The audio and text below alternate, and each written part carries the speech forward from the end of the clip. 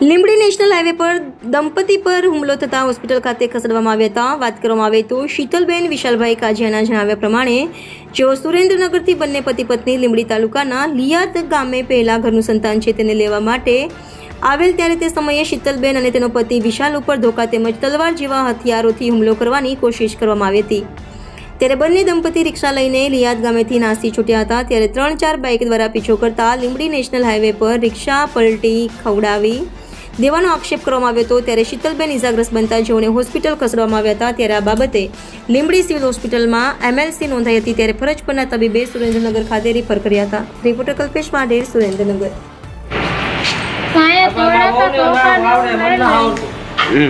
શું માર્યું? મારી છોકરી લેવા ગઈ હતી, હું નાની, એની ઉપર જુલુમ કરે. મારી છોકરીની હાલત તમે જોઈ હોય ને તો તમને જીવ પડી જાય. કેટલા વર્ષની તમારી દીકરી છે? 5 વર્ષની છોકરી છે. તો તમે અહીંયા ક્યાં મૂકી છે? ત્યાં એને મારા હાથે ઝૂટકાવીને લઈ લીધી. મારું બીજું ઘર છે ને, મારે અહીંયા નહોતું રહેવું તો એમને મને પરાણે રાખવી હતી. તો હું ભાગી ગઈ છોકરી લઈને, તો મારી છોકરી લઈ લીધી. તો એની છોકરી એને રાખી દીધી. તો મારી છોકરીને એને શું કામ રાખવી જોઈએ? મારી બીજા ઘરની છોકરી એને લેવા ગઈ તો